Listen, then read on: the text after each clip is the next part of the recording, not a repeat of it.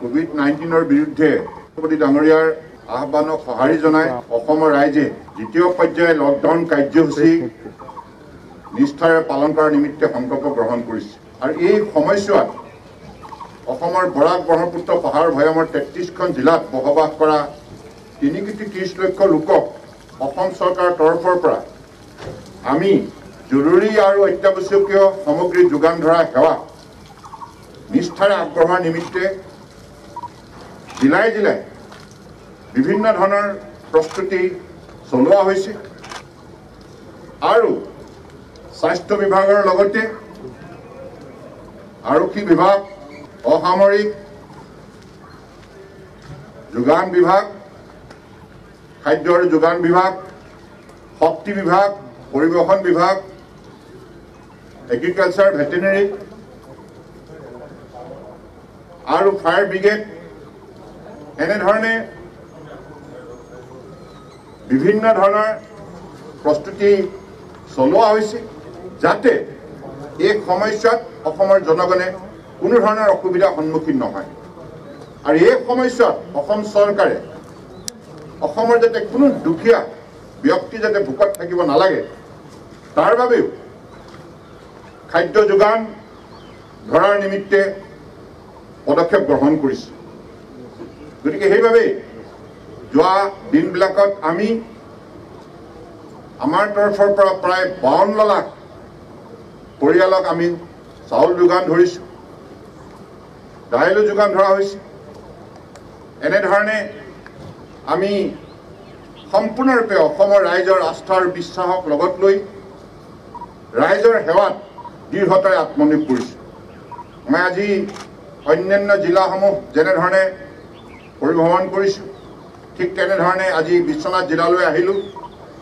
এইখন জিলাত বসবাস কৰা 9 লাখ লোকে যাতে আগন্তুক 3 মে' তাৰিখলৈকে চৰকাৰৰ তৰফৰ পৰা সকলো ধৰণৰ সেৱা গ্ৰহণ কৰিব পাৰে আৰু এই সময়ছোৱাত যিহেতুকে ৰাইজে নিজকে ঘৰৰ ভিতৰত আবদ্ধ ৰাখি পৰিষ্কাৰকৈ থাকি সামাজিক দূৰত্ব বৰ্তাই ৰাখিছে, তাৰ বাবে ৰাইজৰ ওচৰত আমি চিৰকৃতজ্ঞ আৰু সেইখন সমাজক আমি সততৰ নিষ্ঠাৰে সেৱা আগবঢ়োৱাৰ নিমিত্তে প্ৰয়াস কৰিছোঁ।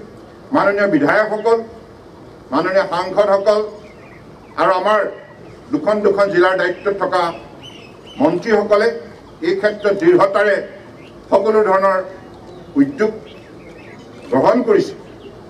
গতিকে লগতে সাংবাদিক বন্ধুসকলেও যিখিনি কষ্ট স্বীকাৰ কৰিছে এই সময়ত জনসাধাৰণৰ মাজত আপোনালোকে সজাগতা আৰু সচেতনতা বৃদ্ধি কৰাৰ কামত যিখিনি শক্তিশালী উদ্যোগ লৈছে তাৰ বাবে আপোনালোক কৃতজ্ঞতাৰ পাত্ৰ।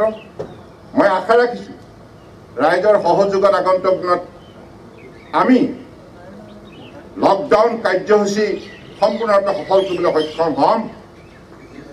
আৰু এই মুহূৰ্তত আমি সকলোৱে এটি কথা মনত ৰাখিব লাগিব যে কৰোনা ভাইৰাছৰ বিৰুদ্ধে যিসকলে সন্মুখৰ পৰাই এই যুঁজত অৱতীৰ্ণ হৈছে আমাৰ স্বাস্থ্য বিভাগৰ মাননীয় ডাক্তৰসকল, নাৰ্ছসকল, আশা কৰ্মকৰ্তাসকল, MPW কৰ্মকৰ্তাসকল, ৱাৰ্ড বয়সকল, চাফাই কৰ্মীসকল, এম্বুলেন্সৰ চালকসকল আৰু স্বাস্থ্য বিভাগৰ সৈতে জড়িত সকলো বিষয়া কৰ্মচাৰীক আমি বিশেষভাৱে কৃতজ্ঞতা জ্ঞাপন কৰিছোঁ। লগতে অসম আৰক্ষী, যোগান বিভাগ, শক্তি বিভাগ, পৰিবহণ বিভাগ, জনস্বাস্থ্য কাৰিকৰী বিভাগ, ফায়াৰ ব্ৰিগেড আৰু এই গোটেই ছাপ্লাই চেইনত জড়িত থকা গেছ চিলিণ্ডাৰ কঢ়িওৱা সেইসকল নিষ্ঠাৱান কৰ্মকৰ্তাসকল আমি সকলোৰে প্ৰতি বিশেষভাৱে কৃতজ্ঞতা জ্ঞাপন কৰিছোঁ। কাৰণ এখেতসকলে আজি সমাজখনক কৰোনা ভাইৰাছৰ সংক্ৰমণৰ পৰা ৰক্ষা কৰাৰ নিমিত্তে সন্মুখৰ পৰাই কোভিড-19 বিৰুদ্ধে যুদ্ধত অৱতীৰ্ণ হৈছে। আমি সকলোৱে তেখেতসকলৰ মনোবল যোগান ধৰা অত্যন্ত আৱশ্যক।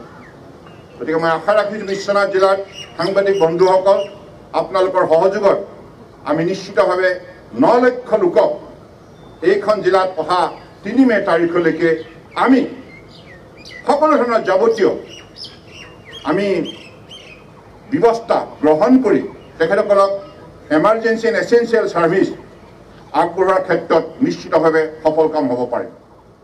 সকলোৰে প্ৰতি মই ধন্যবাদ জনাইছোঁ। Thank U.